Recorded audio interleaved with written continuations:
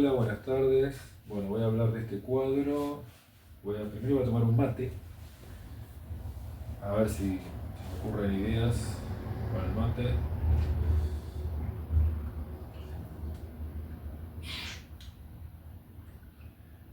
Lo hice hace un ratito, así que todavía está bastante bien. 8 puntos. Bueno, voy a hablar del cuadro. Este cuadro lo dejé, también igual que pasó con el Che Guevara, lo dejé un tiempo. No sé si estoy bien, estoy en el plano, pero bueno, estoy corriendo para que se vea el cuadro también. Lo dejé un tiempo, igual que esta tanda de cuadros, Che Guevara, los otros, los de cabeza de mujer, las dos figuras femeninas, estoy haciendo tres. Bueno, está bien, sigue. Es más, tiene algunos chorreados acá que los dejé, ni los tuve que cambiar, no tuve que taparlos por ahí. Sí, está demasiado evidente, esto por ahí lo tapo, porque son como chorreados que fue realmente involuntario. Pero como está todo corrido, hasta queda bien. Hasta podría dejarlos. Podría dejarlos.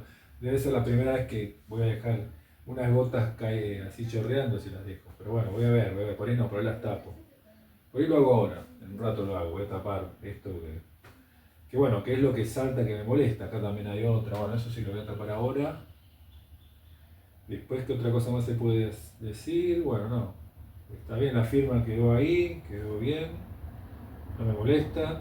Así que bueno, tapo estas gotas y ya está otra corrección, la pasó.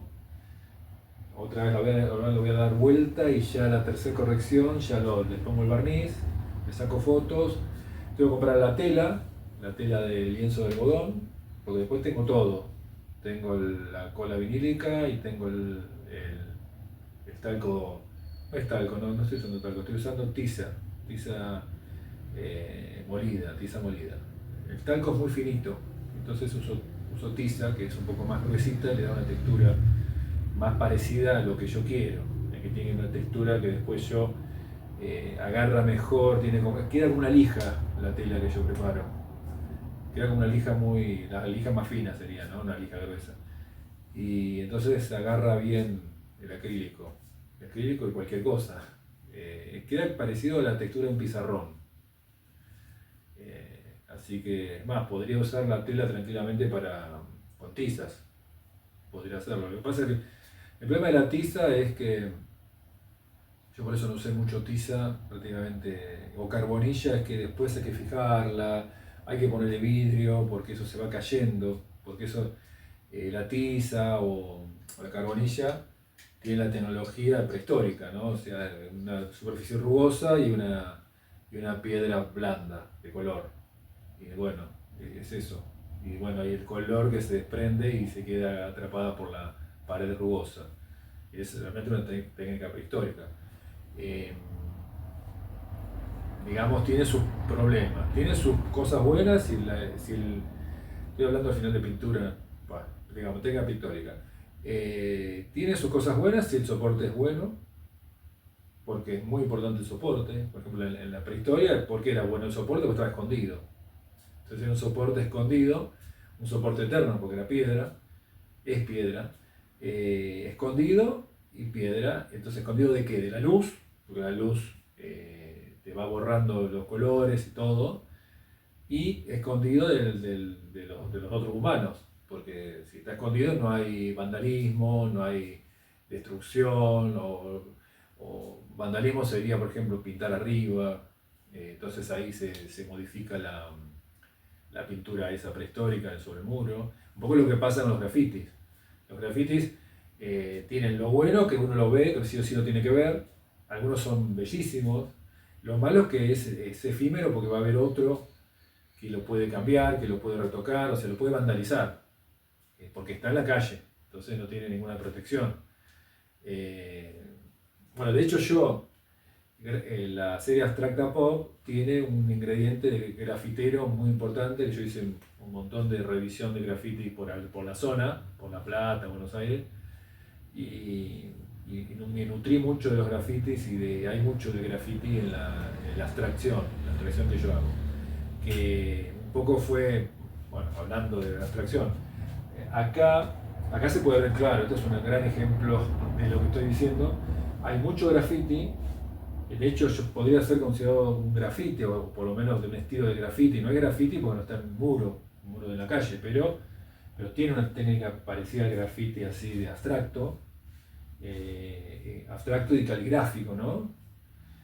Porque podría ser una letra, una caligrafía. Después, bueno, estaba diciendo, ¿por qué el graffiti? Porque yo necesitaba ponerle algo a la abstracción, que como ejercicio de color estaba bueno, la abstracción geométrica, pero necesitaba poner algo en eso. Entonces empecé con una serie que yo puse, que se llamó Astrapop, que eran como unas máquinas. Realmente, porque yo había hecho en su momento algún estudio de graffiti hace mucho, en los años 90, pero no seguí por ese lado. Pero había hecho como un intento de hacer graffiti, o algo parecido al graffiti. Pero eso lo dejé. Y lo de las máquinas estas Astrapop, que parecía como una máquina, parece un nombre ruso, Astrapop, lo seguí, hice toda una serie en pequeño, hice algunas un poquito más grandes, llegué hasta al tamaño de 70 por 100, me parece, o no, me parece que llegué hasta el 65 por 45, hasta ahí. Y después, en algún momento yo creo que me encontré con grafitis en la calle, yo caminando, y me di cuenta que ahí estaba cómo nutrir eso, cómo nutrir los Astrapop. Y después entonces Astrapop se convirtió en Abstracto Pop, para darle un sentido más de lo que es las vanguardias, de esa mezcla de vanguardias. También un poco irónico, porque eran vanguardias que estuvieron en lucha, ¿no?, en Estados Unidos, de la abstracción, y la abstracción, digamos, así expresionista, ¿no?, Pollock, por ejemplo, y el pop, que vino después, que fue como una especie de contradicción de la abstracción con una vanguardia figurativa, por ejemplo, Warhol. Ahí estaba la gran contradicción, y bueno, hay cierta ironía al poner los dos nombres. También, bueno, por eso me gustó, porque hay algo como de chiste que me interesó en el nombre, y por eso le puse toda la serie, se llama Abstracto Pop, pero sale de esos pequeñas obritas que eran como máquinas de la abstracción, que yo le puse Astrapop. O sea que ya la idea me estaba como digamos, en la cabeza, estaba como, lo que hice fue que quede bien claro lo que quería, poniéndole Abstracto Pop.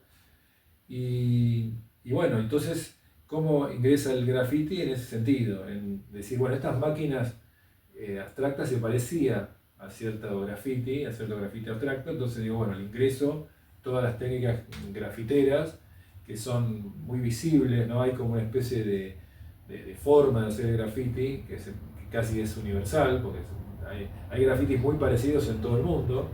O sea, hay como una especie de tribu de grafitis, y hay como una forma, una estética del graffiti. Bueno, yo saqué algunas cosas de graffiti, que yo, sin hacer ningún curso ni nada, sin hablar con nadie, yo de verlo, de dibujarlo, de tratar de sacar cosas de ahí. Y bueno, así sale entonces la serie Abstracto Pop, de esa mezcla de cosas.